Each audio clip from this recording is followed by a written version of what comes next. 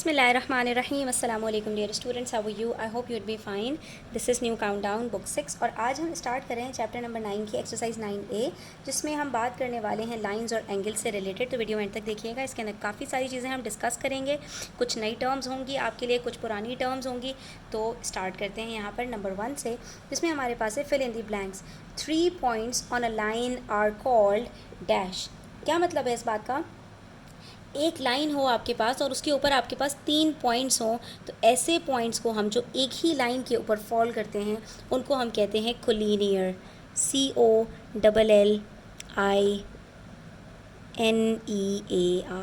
Line से को का मतलब होता है एक साथ, ठीक है, और लीनियर का मतलब होता है एक ही लाइन के ऊपर फॉल करने वाली। तो 3 points on a line are called collinear.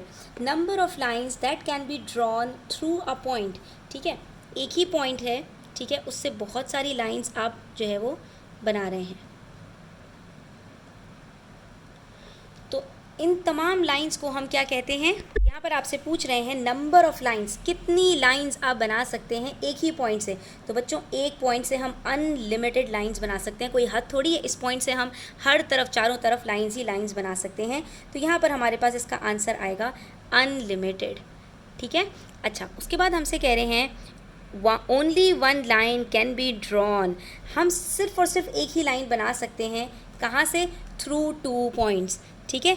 2 points को जब आप ज्वाइन करेंगे तो एक से ज़्यादा लाइन आपकी नहीं बन सकती, ठीक है। इन 2 पॉइंट्स को ज्वाइन करते हुए सिर्फ एक ही लाइन बन सकती है। अगर मैं इस लाइन को इस तरह से बनाने की कोशिश करूँगी तो ये दोनों पॉइंट्स ज्वाइन नहीं हो सकेंगे, ठीक है। तो 2 पॉइंट्स को मिलाते हुए सिर्फ एक लाइन हम बना सकते हैं, उससे ज़्यादा नहीं बना सकते। A line has dash dimensions. Dimensions का मतलब होता है डायरेक्शन। तो बच्चों देखो, इसके अंदर आपने 4 बातें याद रखनी है कि हमारे पास पॉइंट होता है, पॉइंट की एक भी डायमेंशन नहीं होती, इसकी कोई डायरेक्शन नहीं होती, ना राइट ना लेफ्ट ना अप ना डाउन। लाइन की सिर्फ एक डायमेंशन होती है, यानी लेंथ हम इसकी फाइंड आउट कर सकते हैं। इसकी ये कितनी लेंथ है इसकी, ये हम इसकी फाइंड आउट कर सकते हैं। प्लेन का मतलब होता है एक ऐसी फिगर जो जिसकी 2 साइड्स हों, ठीक है, 2 डायमेंशंस हो, 2 डायरेक्शंस हों। तो ये हमारे पास जो 2D शेप्स होती हैं, इसमें स्क्वायर, रेक्टेंगल, पैरेललोग्राम, रोम्बस, ये सारी शेप्स हमारे पास आती हैं। तो इन तमाम शेप्स के अंदर हमारे पास 2 डायमेंशंस होती हैं, एक लेंथ होती है और एक ब्रेथ होती है, एक लंबाई होती है और एक चौड़ाई होती है। लाइन के अंदर हमारे पास सिर्फ एक डायमेंशन होती है, इसके अंदर कोई ब्रेथ नहीं होती।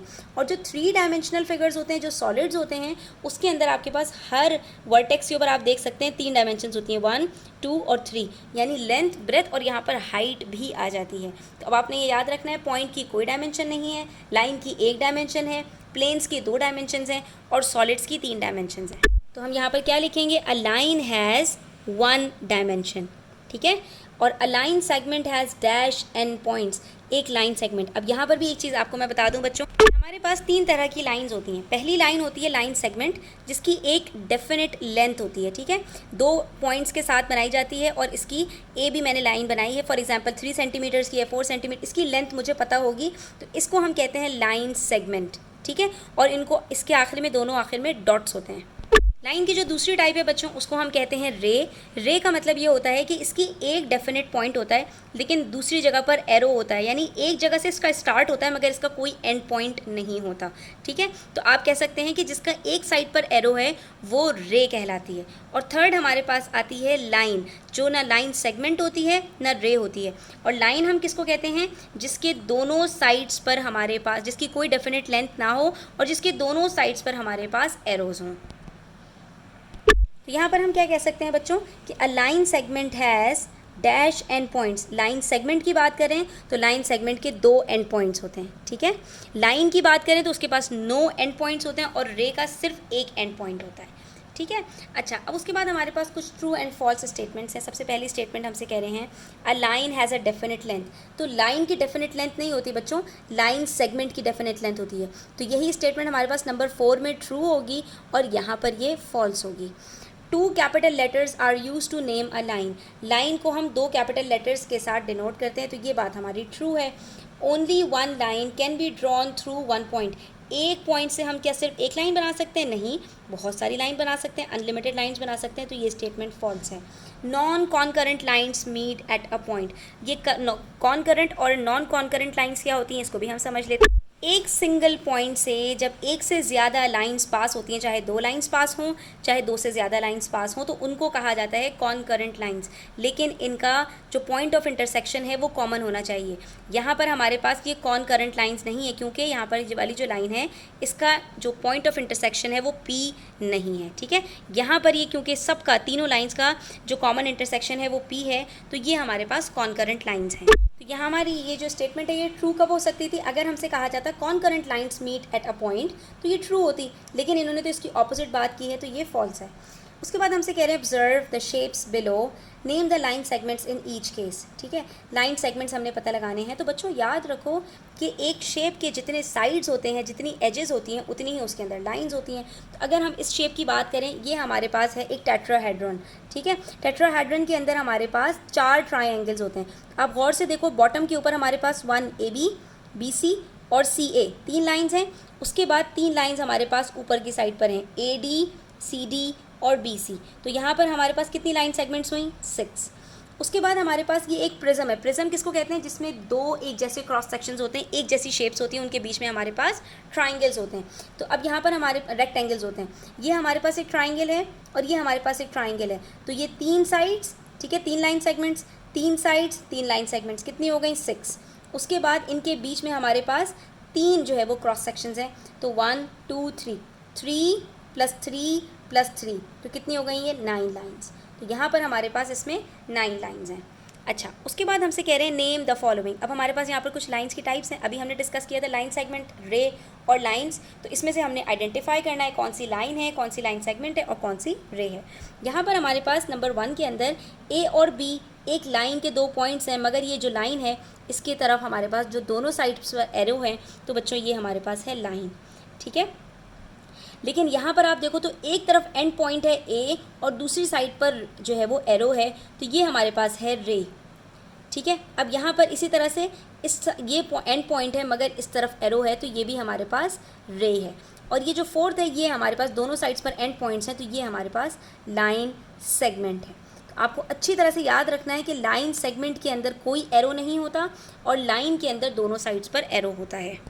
अब आ जाओ पेज नंबर 135 पर। यहाँ पर क्वेश्चन नंबर 5 में कह रहे हैं how many points are there on a line.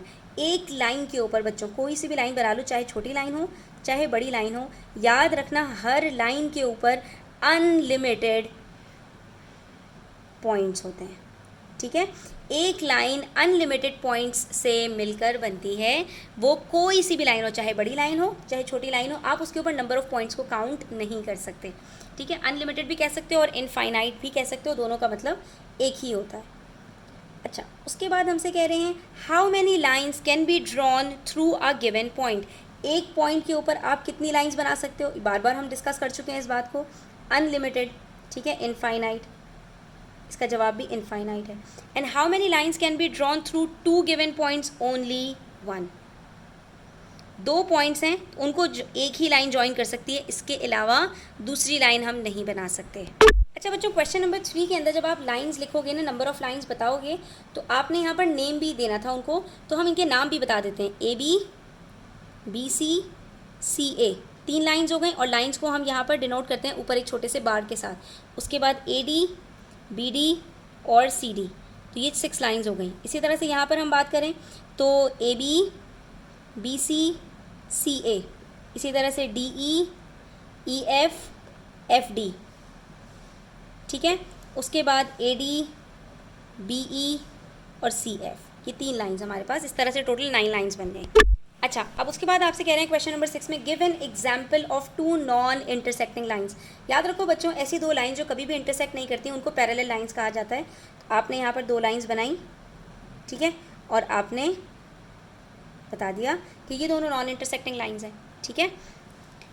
उसके बाद क्वेश्चन नंबर 7 बहुत ही इंटरेस्टिंग है। आपसे कह रहे हैं take 4 points A B C C D on a sheet of paper, join them in pairs, ठीक है। आपने यहाँ पर A B C D, A B C D 4 points आपने लिए। आपने कहा कि आप इनको ज्वाइन कर दो पेयर्स के अंदर। ज्वाइन कर दो पेयर्स के अंदर मतलब यानी कि ये आपके पास 2 पॉइंट्स हैं, ये 2 पॉइंट्स हैं, फिर ये 2 पॉइंट्स हैं, फिर ये 2 पॉइंट्स हैं, फिर ये 2 पॉइंट्स हैं। अब आपसे कह रहे हैं how many line segments do you get. आपको कितनी लाइन सेगमेंट्स मिल सकती हैं if the points are non collinear, अगर इनमें से कोई से भी दो पॉइंट्स को आप एक साथ ज्वाइन ना करो। कोलिनियर का मतलब क्या होता है कि एक पॉइंट के ऊपर दो, एक लाइन के ऊपर दो पॉइंट्स मीट हो रहे हैं। नॉन कोलिनियर का मतलब होता है कि ये दो पॉइंट्स एक लाइन के ऊपर नहीं आ सकते, यानी हम इन दोनों को ज्वाइन कर ही नहीं सकते। तो फिर हम यहाँ पर किस तरह से लाइंस बना सकते हैं बच्चों? तो देखो, अगर हम इनको पेयर्स में बात कर रहे हैं, पेयर्स में, तो हमारे पास यहाँ पर एक ए और एक बी का पेयर बन सकता है, दोनों लाइंस अलग अलग हैं। इसी तरह से ए और सी का पेयर बन सकता है, ठीक है, ए और डी का पेयर बन सकता है, ठीक है, लेकिन यहाँ पर सब अलग अलग होंगी लाइंस। इसी तरह से हमारे पास बी और सी का पेयर बन सकता है, दोनों लाइंस अलग अलग हैं। बी और डी का पेयर बन सकता है, ठीक है, ए और बी के सारे हो गए। उसके बाद आखिर में क्या बचा? सी और डी। हमारे पास कितनी लाइंस बन सकती हैं पेयर्स के अंदर? 6 लाइंस बन सकती हैं, ठीक है। उसके बाद कह रहे हैं find the number of lines, how many line segments do you get if the points are collinear. आपने पेयर्स में बात की थी ना, पेयर्स में अगर हम बात करें तो हमारे पास यहाँ पर कितनी लाइन सेगमेंट्स बन सकती हैं बच्चों? तो हम यहाँ पर बना सकते हैं A B, B C, C D. तो हम यहाँ पर 6 लाइन बना सकते हैं अगर ये पॉइंट्स हमारे पास नॉन कोलिनियर हैं। अगर ये सारे के सारे कोलिनियर हों तब हमारे पास यहाँ पर कितनी लाइंस बन सकती हैं बच्चों? सिर्फ और सिर्फ एक लाइन बन सकती है, क्योंकि सारे के सारे पॉइंट्स हमारे पास कोलिनियर होंगे इस सिचुएशन में।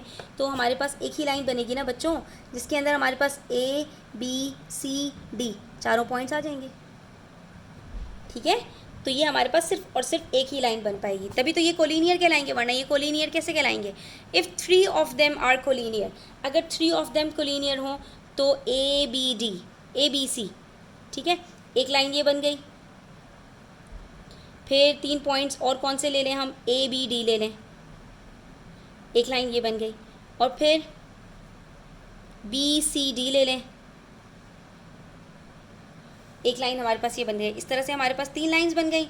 और किस तरह से कर सकते हैं? A B C, A B D और ए सी डी, ये 4 लाइंस हमारे पास बन सकती हैं। एक दफ़ा ए बी सी लिया, एक दफ़ा ए बी डी लिया और एक दफ़ा ए सी डी लिया, एक दफ़ा डी को छोड़ा, एक दफ़ा सी को छोड़ा और एक दफ़ा डी को छोड़ा, ठीक है, और उसके बाद फिर एक दफ़ा ए को छोड़ दिया।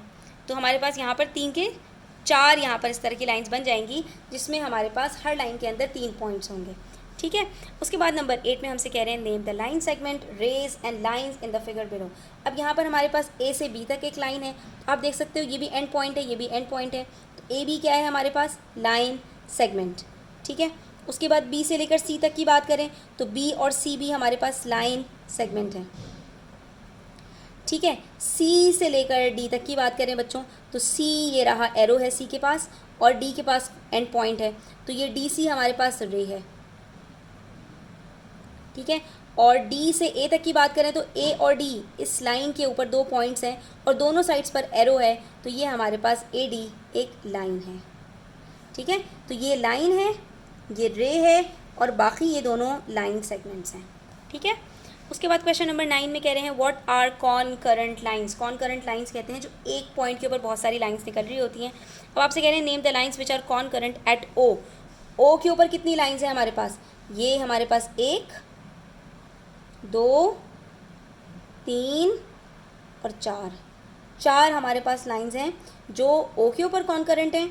और ए के ऊपर कितनी लाइंस कॉनकरेंट हैं? 1 2 और 3 लाइंस ए के ऊपर कॉनकरेंट हैं। हम इनके नाम लिख देते हैं यहाँ पर। ओ के ऊपर हम यहाँ से स्टार्ट करते हैं। सबसे पहली लाइन है हमारे पास डी बी, और फिर है ये जी एच, फिर है ये सी ए, और फिर कौन सी लाइन है? ये ई एफ, ठीक है। ये ओ के ऊपर हैं। और ए के ऊपर कौन कौन सी लाइंस हैं? तो ये सबसे पहले हमारे पास ये है ए बी, फिर है ए डी, और फिर है हमारे पास ये ए सी। ए के ऊपर ये 3 कॉन्करेंट लाइंस हैं और ओ के ऊपर ये 4 कॉन्करेंट लाइंस हैं। उसके बाद क्वेश्चन नंबर 10 लास्ट है हमारे पास, इसमें कह रहे हैं how many points of concurrency do you find on the following below, in the figure below. इस फिगर के अंदर जो पॉइंट्स हैं कॉन्करेंसी के वो फाइंड आउट करने हैं, यानी कौन कौन से पॉइंट्स के ऊपर 2 या 2 से ज़्यादा लाइंस जो है वो मीट हो रही हैं। तो पहला पॉइंट यहाँ पर हमारे पास 1 2 3 लाइंस मीट हो रही हैं। दूसरा पॉइंट 2 लाइंस मीट हो रही हैं। तीसरा पॉइंट 2 लाइंस मीट हो रही हैं। चौथा पॉइंट यहाँ पर 1 2 3, यहाँ पर भी 3 लाइंस मीट हो रही हैं। तो 4 पॉइंट्स हो गए। फिर ये पॉइंट है एक, यहाँ पर भी 3 लाइंस मीट हो रही हैं, यहाँ पर 2 लाइंस मीट हो रही हैं और यहाँ पर भी 3 लाइंस मीट हो रही हैं। 1 2 3 4 5 6 7, तो हमारे पास यहाँ पर 7 पॉइंट्स हैं ऑफ कॉन्करेंसी। ठीक है बच्चों, तो यहाँ पर हमारी एक्सरसाइज 9A कंप्लीट होती है, जिसके अंदर हमने collinear, non collinear, concurrent, non concurrent, plane, line, angle, dimensions, line, ray, line segment, ठीक है, ये सारी चीज़ें अच्छे से डिस्कस कर ली हैं। आई होप कि आपको क्लियर हो गई होंगी। स्टिल कोई क्वेश्चंस हों कमेंट सेक्शन में आप पूछ सकते हैं। Thanks for watching the video till the end. इंशाल्लाह नेक्स्ट वीडियो के अंदर हम 9B स्टार्ट करेंगे। तब तक अपना ख्याल रखें। चैनल पर नए हैं तो सब्सक्राइब करते जाएं। वीडियो अच्छी लगी हो तो लाइक करें, अपने फ्रेंड्स के साथ ज़रूर शेयर करें। अल्लाह हाफ़िज़।